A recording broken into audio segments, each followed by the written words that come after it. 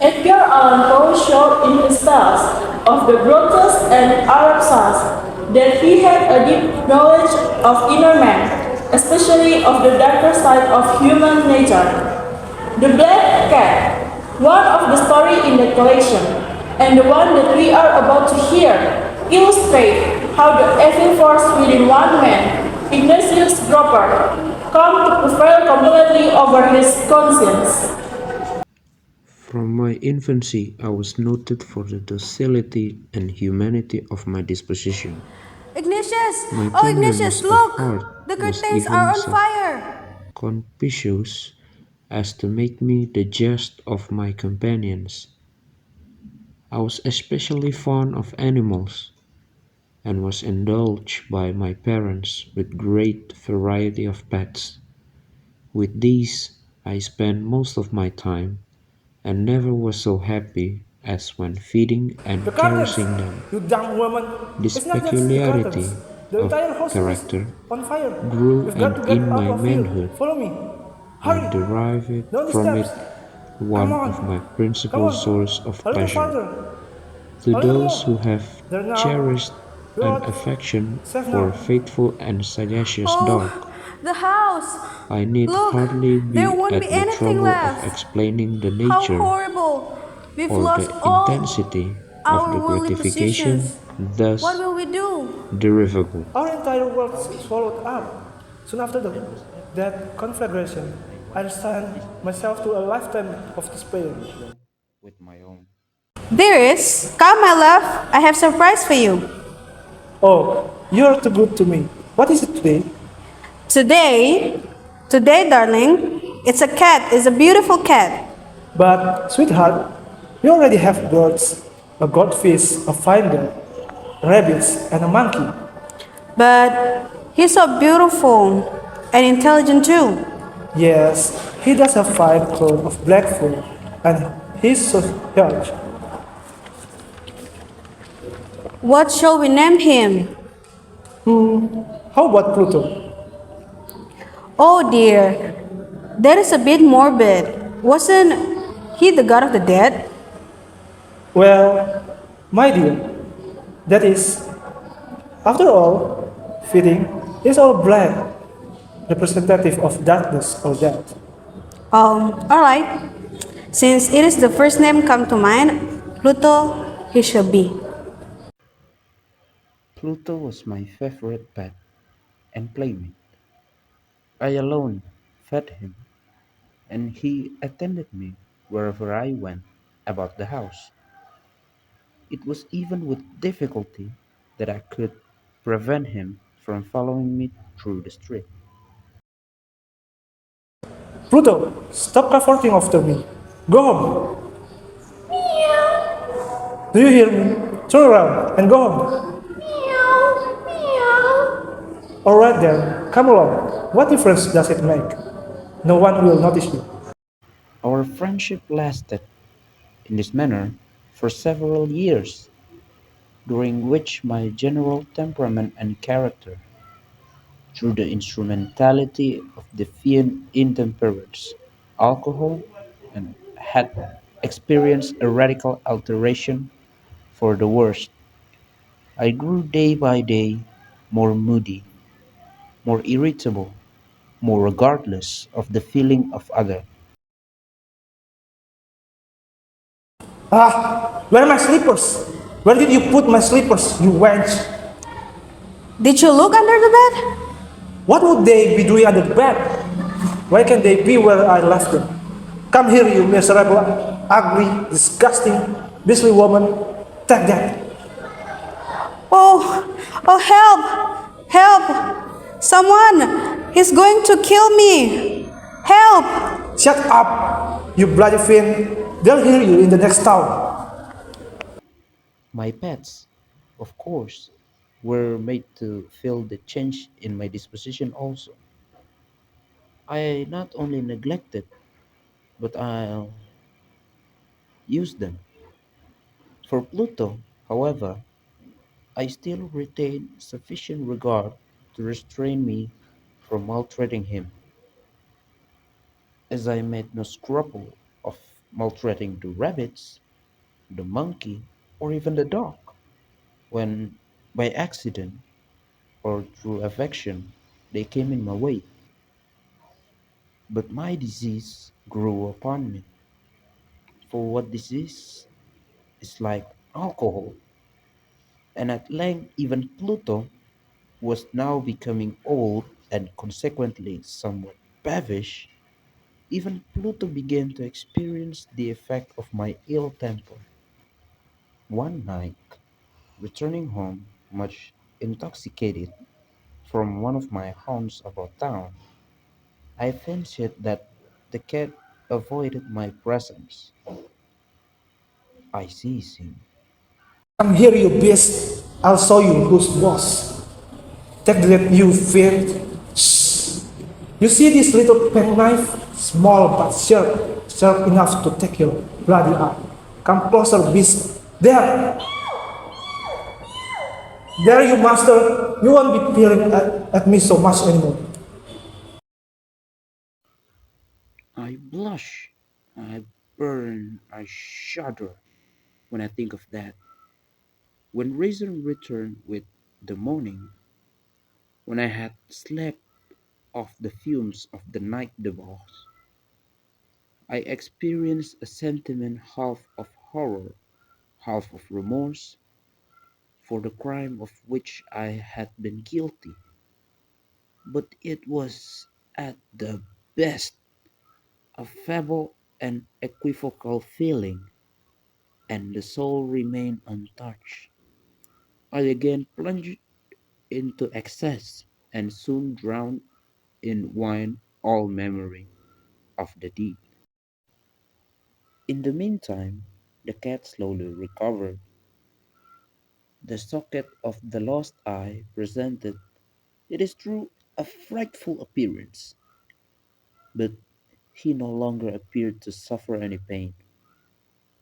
He went about the house as usual, but, as might be expected, fled in extreme terror at my approach. One morning, in cold blood, I slipped a noose about its neck and hung it to the limb of a tree. Hung it, with the tears streaming from my eyes, and with the bitterest remorse at my heart. Hung it, because I knew that it had loved me, and because I felt it had given me no reason of offense.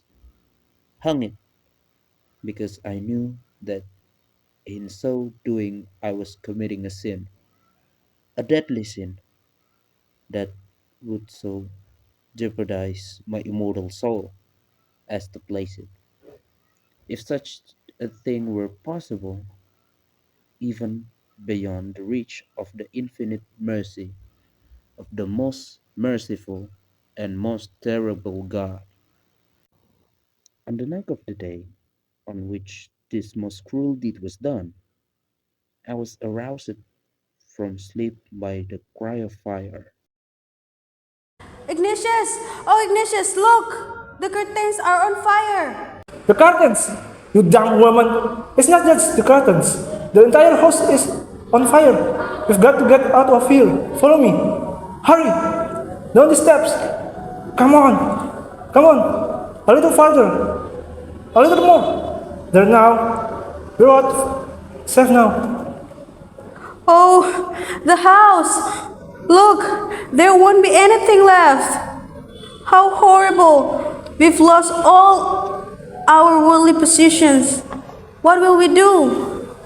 Our entire world swallowed up. Soon after that conflagration, I resigned myself to a lifetime of despair. On the day succeeding the fire, I visited the ruin. The walls, with one exception, had fallen in. This exception was found in an compartment wall, not very thick, which stood about the middle of the house, and against which had rested the head of my bed. The plastering had here, in great measure, resisted the action of the fire, a fact which I attribute to its having been recently spread. About these walls, a dense crowd were collected.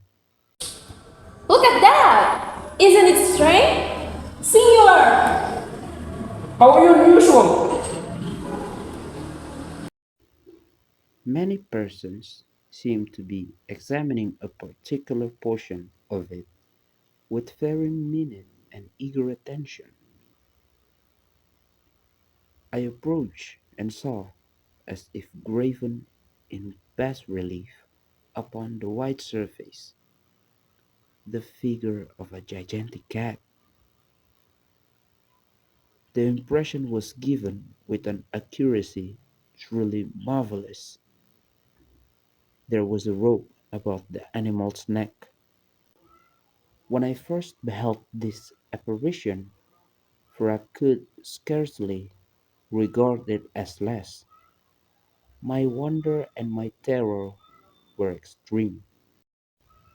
We quickly found shelter in a small, humble apartment not too far from where our house had stood. For months I could not rid myself of the phantasm of the cat, and during this period there came back into my spirit a half sentiment that seemed but was not remorse. I went so far as to regret the loss of the animal, and to look about me among the field hounds which I now habitually frequented for another pet of the same species and of somewhat similar appearance with which to supply its place. One night, as I sat, half stupefied, in a den of more than infamy, my attention was suddenly drawn to some black object, reposing upon the head of one of the immense hogsheads of gin, or of a rum, which constituted the chief furniture of the apartment.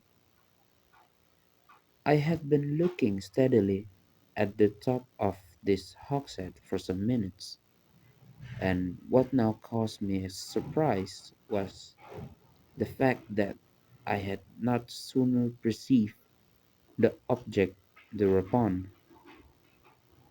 I approached it and touched it with my hand. Do my eyes deceive me? But the resemblance is uncanny. You must be Pluto. But how can you be? Come closer.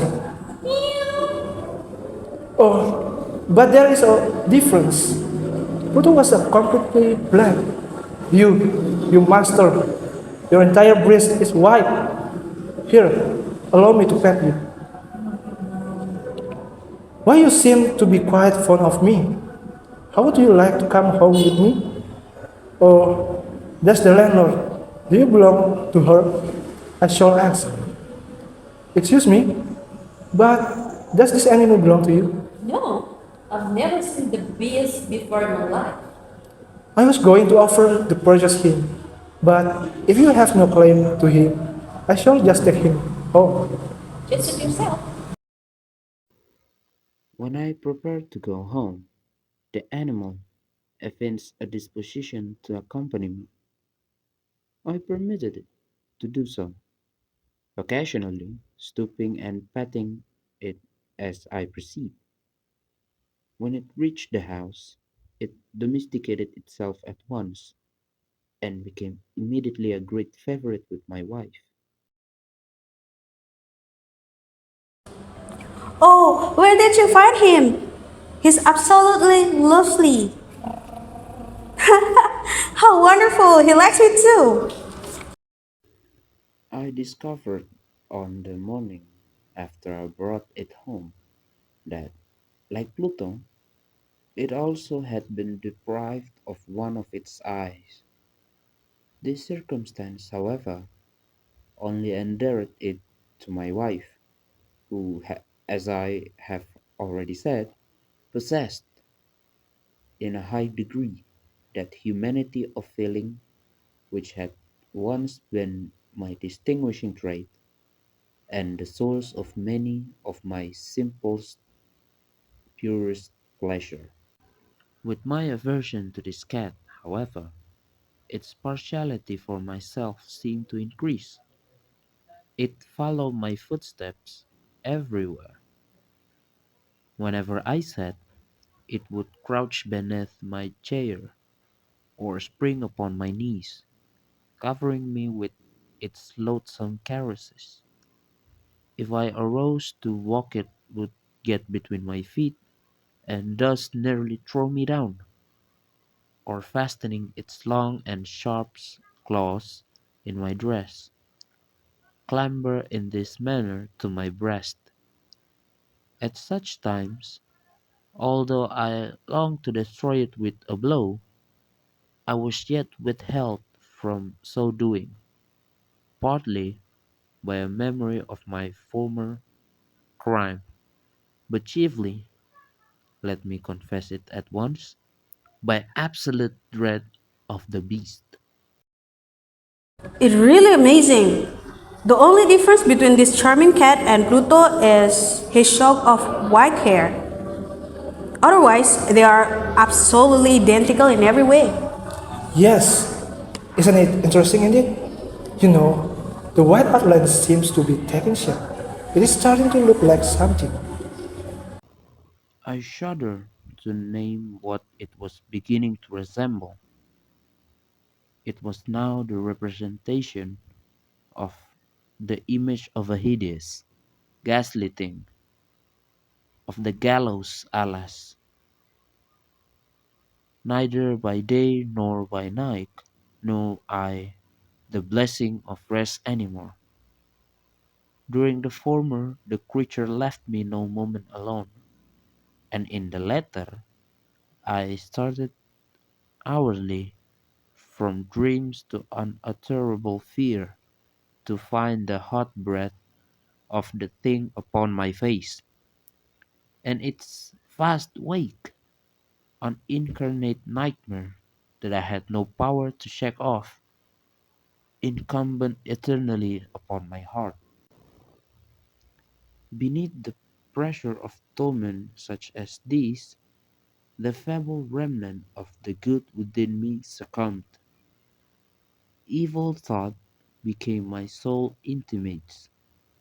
The darkest and most evil of thoughts, the moodiness of my usual temper, increased to hatred of all things and of all mankind, while from the sudden, frequent, and ungovernable outburst of a fury to which I now blindly abandoned myself, my uncomplaining wife, Alice, was the most usual and the most patient of sufferers.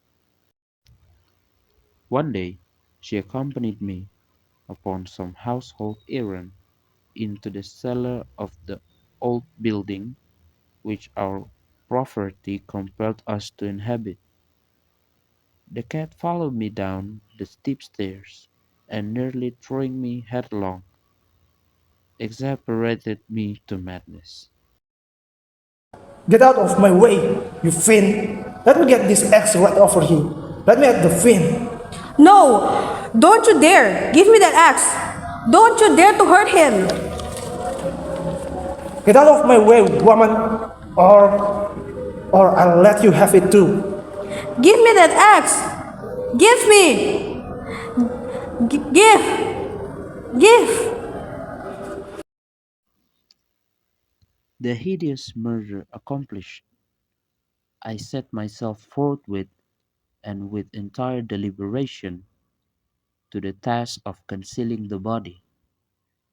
I knew that I could not remove it from the house, either by day or by night, without the risk of being observed by the neighbor. Many projects entered my mind. At one period, I thought of cutting the corpse into minute fragments and destroying them by fire. At another, I resolved to dig a grave for it in the floor of the cellar. Again, I deliberated about casting it in the well in the yard, packing it in a box as if merchandise with the usual arrangement, and so getting a porter to take it from the house. Finally, I hit upon what I consider a far better expedient than either of these. I determined to wall it up in the cellar, as the monks of the Middle Age are recorded to have walled up their victims. For a purpose such as this, the cellar was well adapted. Its walls were loosely constructed, and had lately been plastered throughout with a rough plaster, which the dampness of the atmosphere had prevented from hardening.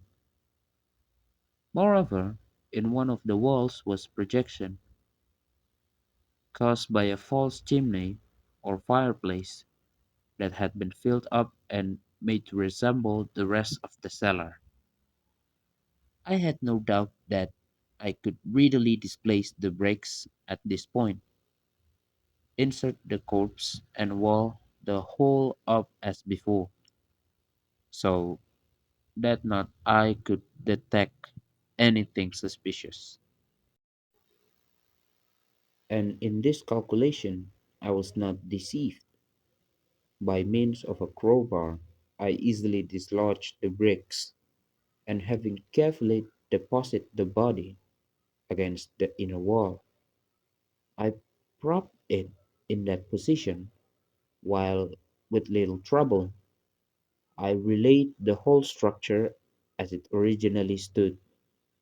Having procured mortar, sand, and hair with every possible precaution, I prepared a plaster which could not be distinguished from the old, and with this I very carefully went over the new brickwork.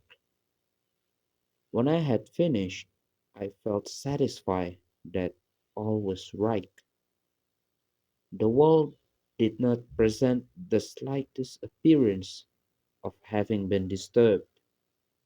The rubbish on the floor was picked up with the minutest care. I looked around triumphantly.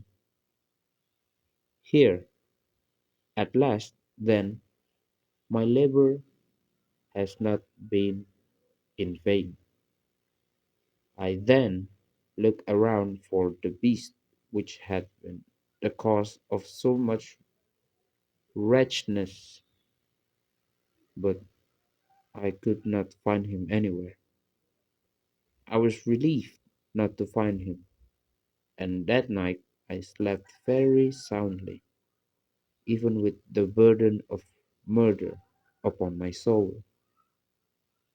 3 days passed, and once again I breathed as a free man.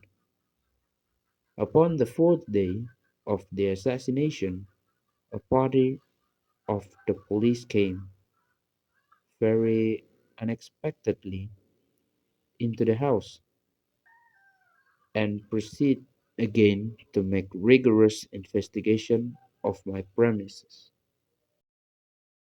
Mr. Cooper, would you mind assisting us in our search? After all, you know the house very well. No trouble at all, officer.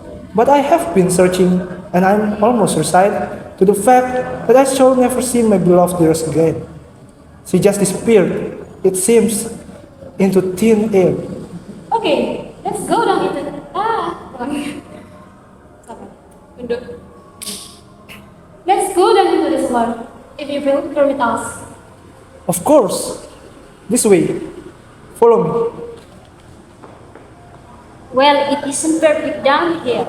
Certainly doesn't look as though there's anything suspicious. Gentlemen, I delight to have allayed your suspicions. I wish you all good health. Mr. Cooper, If you don't mind my inquiry, of what material is this house constructed? It appears to be very solid.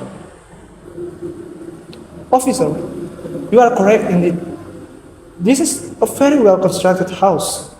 I may say, an excellently well constructed house. These walls are solidly put together. Help! Help! Of my own thought, it is folly to speak. Swooning, I staggered to the opposite wall. For one instant, the party on the stairs remained motionless, through extremity of terror and awe. In the next dozen stout arms were toiling at the wall. It felt bodily. The corpse, already greatly decayed and clothed with gore, stood erect before the eyes of the spectators. Upon its head, with a red extended mouth and solitary eyes of fire, sat the hideous beast whose craft had seduced me into murder, and whose informing voice had consigned me to the hangman. I had walled the monster up with the tomb, for the most wild yet most homely narrative which I just told you. I neither expect nor solicit belief. Mad, indeed, would I be to expect it, in a case where my very sense reject their own evidence. Yet mad am I not, and very surely do I not dream.